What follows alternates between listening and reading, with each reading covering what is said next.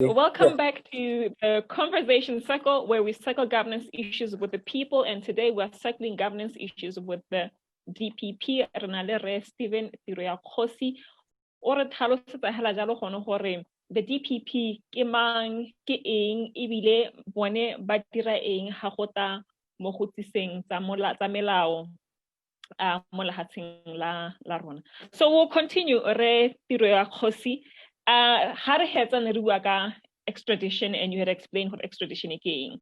Jaanong ke tla batla gore re boele yanong mo Botswana ha go ta mo dikgang tsone tsa se tshenyetso setšhaba.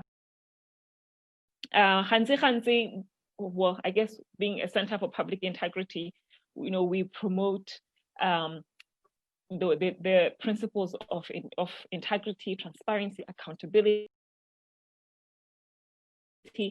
People usually ask a lot, how come the or allegations of corruption, how come the kgetsi o ka re ganki di ya go pehela di hela mo phihong?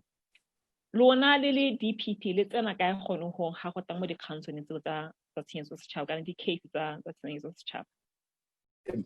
First of all, I want to say that you will recall that investigations of corruption and economic crime lies with the agency known as DCEC.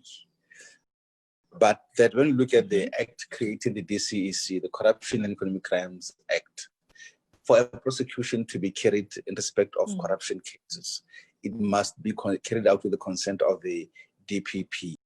And that is where we come into those cases. They investigate and we prosecute. But I also want to urge Botswana to appreciate cases of corruption or economic crime are very, very complex. A lot of the things happen behind the scenes.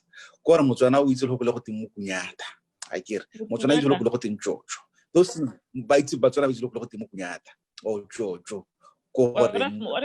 what is to get something in return for service. They know, and those things are not done in public.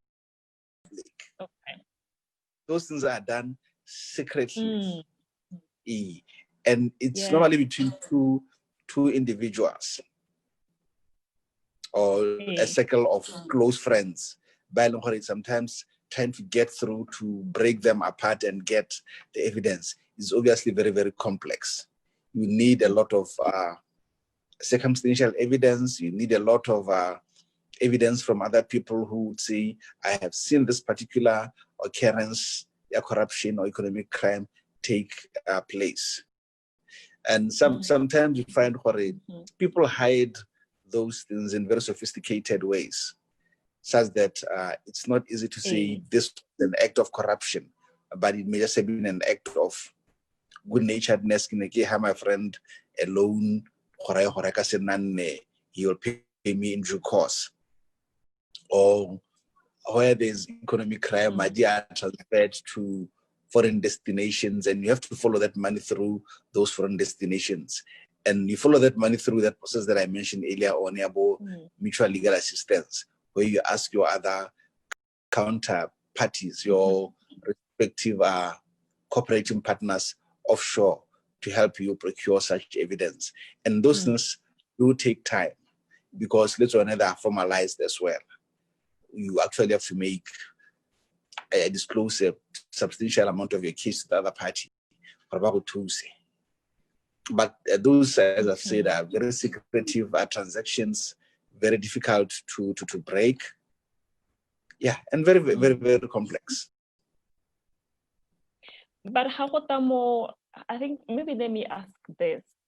Is there a case that has already been prosecuted, whether people are acquitted or I don't know the other legal term, that you can maybe give an example just to show how tricky and how complex, how intricately complex it is to actually eventually prosecute an economic crime or a corruption case? I'm going to give you an example. I don't want to mention any particular case, but currently we have a record relating to pension funds, BPOPF. One of the people that we suspect is involved in the criminal activity is actually currently a resident in South Africa. And we have been, for the past year, trying to bring him to court. And obviously, we follow that route, IRIBS and extradition. And we've been going through the court systems in South Africa, our counterparty agencies for South Africa, the National Prosecuting Authority of South Africa, the South African investigating agencies to locate him and then to carry that matter to court. So there's a whole series of activities that are going behind the scenes, even though at times Bolsonaro don't actually realize what it's saying. But they didn't see, and before their Christmasing, we'll see a lot of them, the fights of court. Okay. So, and then of course, and then of course, in addition to those, there's a lot of the other smaller corruption cases. You know, 100 pula, 1.5, 2,000 pula, jalo jalo. We also have these big ones which involve lots and lots of national money. The so-called cases of national importance involving millions of pula. So I would say just the cases are, say, money laundering. Like we've seen the banca, the DIRAM, what they call KYC a lot, and being very stringent about it. As one of the mechanisms is the anti-money laundering. How has prosecution of economic crime cases affected our, what is the word? I guess our standing when it comes to the issues of beneficial ownership, anti-money laundering laws that we have, for example. How is it linked to whatever laws we have on issues of money laundering and of, I guess, money going offshore? And how does money go offshore without the local banks and the local authorities? Transactions sometimes, which are genuine transactions, but behind those genuine transactions, you then have kickbacks and whatever, which may be paid through seemingly innocent transactions. And then money is placed beyond the reach of the banks, the reach of the investigating agencies and other entities. And then the trick is always to then get the money back into Botswana as a legal proceeds. But you find that because activities were hidden behind kickbacks and so on and so forth, it makes it difficult to now say for the banks to say, why is it that there's so much money going out? Because there'll be an innocent, valid transaction be inflated. Be just be inflated, and money can go out that way. Can't people have known the transaction is not of X amount of pula, but it's X plus Z, and the Z being the excess amount that would have been paid as a kickback, which is then using the valid contract transferred out of the country.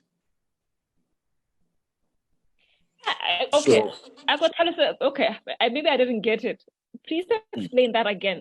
What do you mean inflated, and then I guess then minus the inflated part is somehow laundered, I guess made legal to leave the country. How does that happen? I don't get it. Remember, for corruption, in simple terms, for corruption to take place, there must be a baseline transaction, a valid transaction, a government entity. Okay. Costed us so much ordinarily.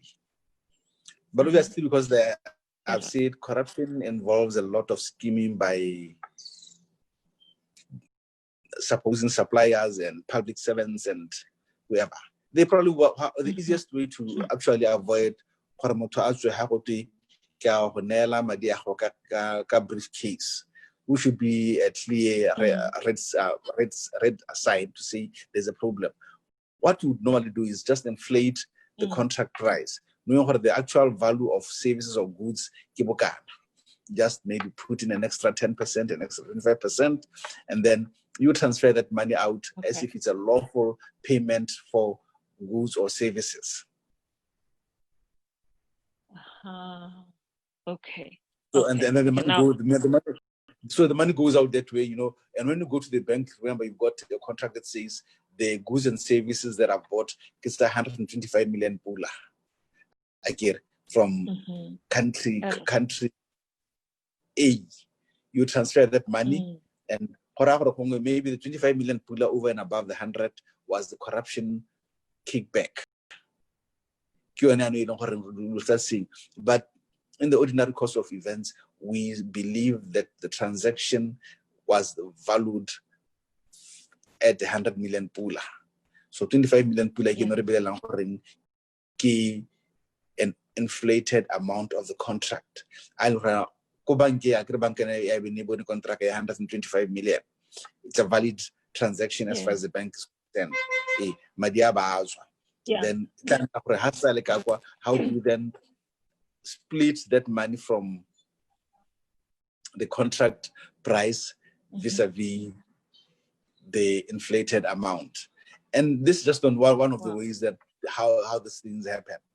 Say from where I literally stop, we meet briefcase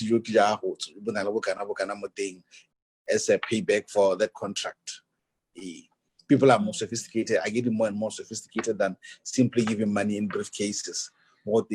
Here's your little envelope. It becomes difficult for us to go banking to deposit that money. And then you find you don't have a valid excuse or valid reason for that amount of money. Yeah. Oh wow. So then I guess then the same principle would apply even with corruption cases. There are no exceptions. Investigations must take place, no matter how long it takes. No matter how long it takes. Wow.